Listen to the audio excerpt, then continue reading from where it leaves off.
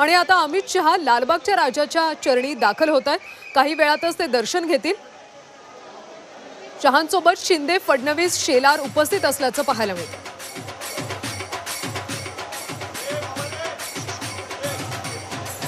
अमित शहा कालच मुंबईमध्ये दाखल झाले होते आणि त्यावेळी अनेक राजकीय घडामोडी घडल्या होत्या। त्यांनी अनेक बैठका घेतल्या होत्या आणि आज सकाळपासून मात्र अमित शहा यांनी मुख्यमंत्री एकनाथ शिंदे, उपमुख्यमंत्री देवेंद्र फडणवीस यांच्या शासकीय निवासस्थान असलेल्या गणपती बाप्पांचं दर्शन घेतलं आणि अमित शहा सध्या लालबागच्या चरणी दाखल झाल्याचं पाहायला मिळतं।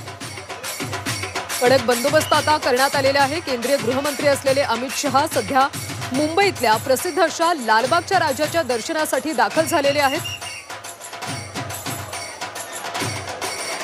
अमित शहा यांच्यासोबत भाजपचे महत्त्वाचे नेते सुद्धा उपस्थित आहेत।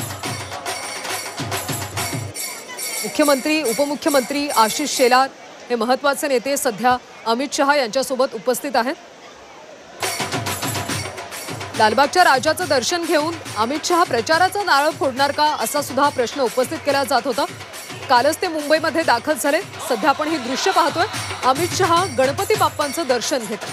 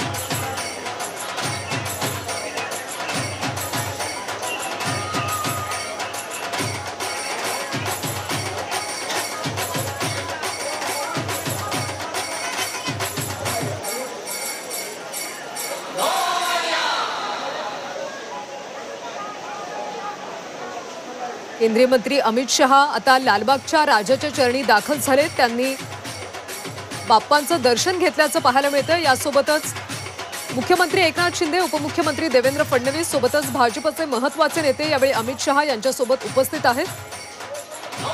काल अमित शहा मुंबईमध्ये दाखल झाले होते। त्यांच्या दौऱ्याचा आजचा दुसरा दिवस आहे। आज सकाळीच त्यांनी मुख्यमंत्री आणि उपमुख्यमंत्र्यांच्या गणपतीचं दर्शन घेतलं। सुरुवातीला मुख्यमंत्र्यांच्या वर्षा बंगल्यावर अमित शहा दाखल झाले। तिथं त्यांनी गणपतीचं दर्शन घेतलं, आरती सुद्धा केली। त्यानंतर सागर बंगल्यावर त्यांनी बाप्पांची पूजा केली आणि आता सध्या ते लालबागच्या राजाच्या चरणी लीन झाल्याचं सध्या पाहायला मिळतंय। लालबागच्या राजाचं त्यांनी दर्शन घेतलेलं आपण पाहतोय।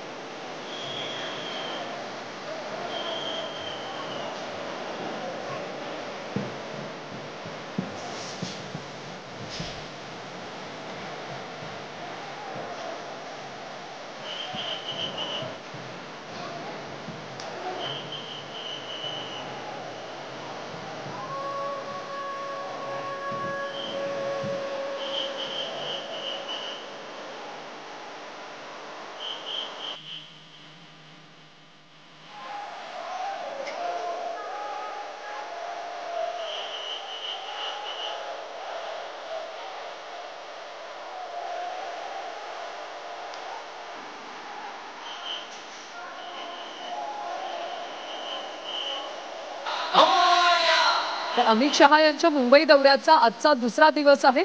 त्यांनी सकाळी मुख्यमंत्र्यांच्या शासकीय निवासस्थानी जाऊन अर्थात वर्षा बंगल्यावर अमित शहा दाखल झाले होते आणि मुख्यमंत्र्यांच्या गणपतीचं त्यांनी दर्शन घेतलं.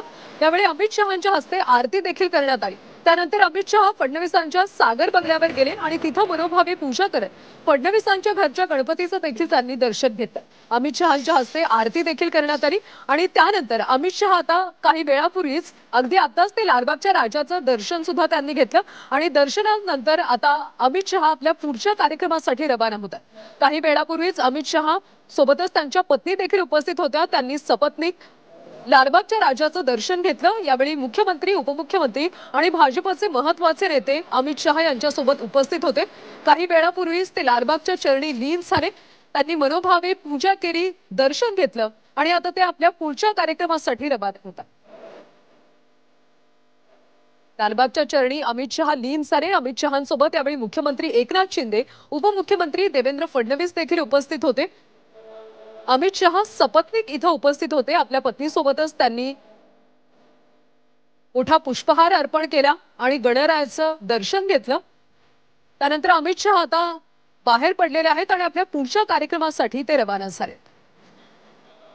कालच अमित शहा मुंबईमध्ये दाखल झाले होते. त्यांचा हा 2 दिवसांचा मुंबई दौरा आहे. काल त्यांनी खरं तर राजकीय अनेक बैठका घेतल्या आणि आज सकाळपासून ते बाप्पांचं दर्शन घेत आहेत.